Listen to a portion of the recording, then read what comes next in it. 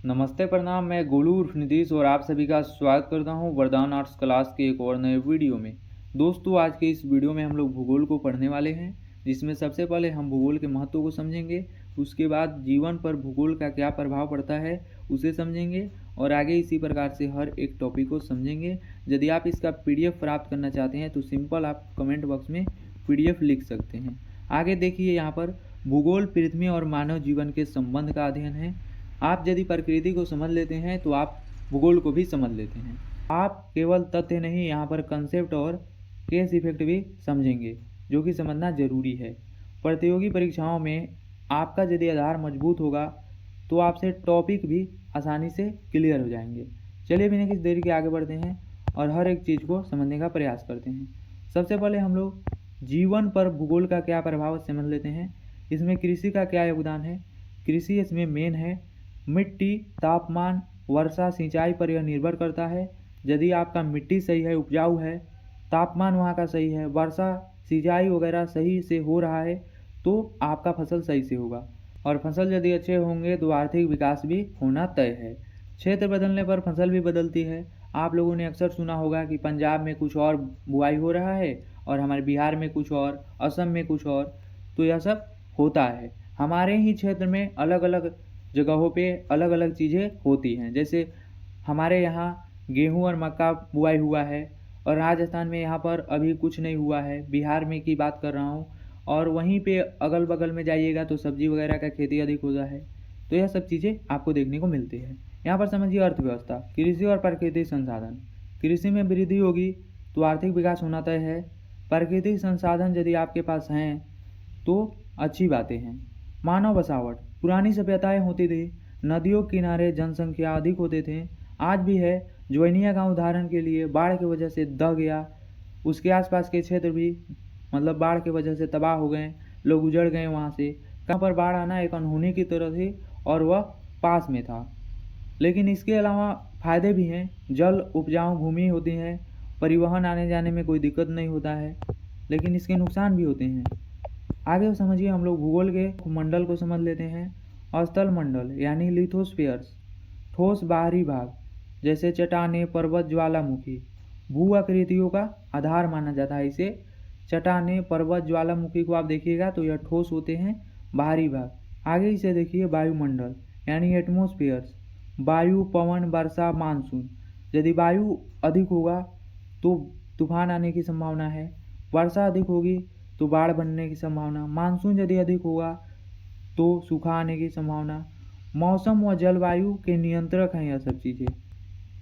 आगे देखिए, यहाँ पर हम लोग जल मंडल को समझ लेंगे, उसके बाद हम लोग आगे बढ़ेंगे। जल मंडल यानी हाइड्रोस्फीयर्स, महासागर, नदियाँ, झीलें इसका उदाहरण है। वाष्पीकरण, महासागरीय धाराएँ तेज होंगी।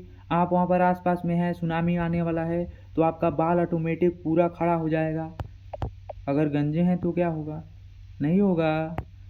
आसपास के लोगों का बाल देख लेना। जैव मंडल, बायोस्फीयर्स, और जहाँ पे लोग नहीं वहाँ पे तुम क्यों क्या कर रहे हो यार। आगे बढ़ो। तीनों मंडलों का संयुक्त क्षेत्र जीवन का आधार है। जैव मंडल जीवन का आधार है। अब इसे समझ लेते हैं भौतिक भूगोल यानी स्थल मंडल, वायुमंडल, जल मंडल के मिलने से भौतिक भूगोल बनता है। यानी पृथ्वी के प्राकृतिक भागों का अध्ययन इसमें शामिल है। और यही चीज़ें ऊपर जैव मंडल में बता रखा है मैंने।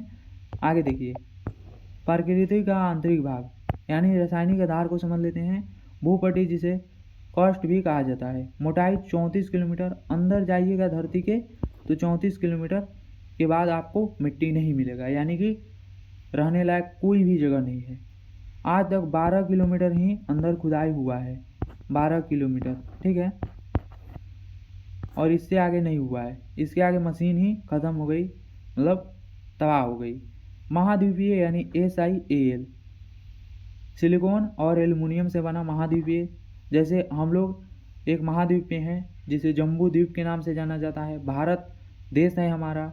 और महासागरीय यानी SIMA यानी कि सिलिकॉन प्लस मैग्नीशियम से बना हुआ है। जैसे कि अंडमान निकोबार द्वीप समूह आदि इसमें शामिल हैं। मेंटल गहराई 2900 किलोमीटर बताया गया है। क्रोड यानी कोर, केंद्र तक का आज तक कुल किलोमीटर बताया गया है 6371 किलोमीटर। NiFe यानी निकेल प्लस आयरन से बना हुआ है। आगे देखिए, हम लोग तत्वीय प्रचुरता को यहाँ पर समझ लेते हैं। तत्वीय प्रचुरता, भूपट्टी में ऑक्सीजन सबसे अधिक है, सिलिकॉन और लोहा भी। पृथ्वी में पूरी सबसे अधिक लोहा है, ऑक्सीजन और सिलिकॉन भी है। ठीक है, आगे देखिए, भौतिक गुणों का आधार पर परतें। तापमान वृद्धि, हर 32 मीटर पर 1 सेल्सियस तापमान बढ़ता है, घटता है, वृद्धि होती है। कारण रेडियोधर्मी तत्व। स्थल मंडल ठोस व कठोर होती है, मोटाई 100 किलोमीटर। भूपट्टी ऊपरी मेंटल, भूपट्टी प्लस ऊपरी मेंटल से स्थल मंडल होता है। आगे देखिए, यहाँ पर दुर्बलता मंडल को समझ लेते हैं। दुर्बलता मंडल यानी एस्थेनोस्फीयर्स, अर्धद्रव अवस्था होती है इसकी। तापमान व दबाव संतुलन। ऊपरी मेंटल स्थित। परीक्षा उपयोगिता, UPSC, PSC, SSC, railway, school exams के लिए यह आधार वीडियो था।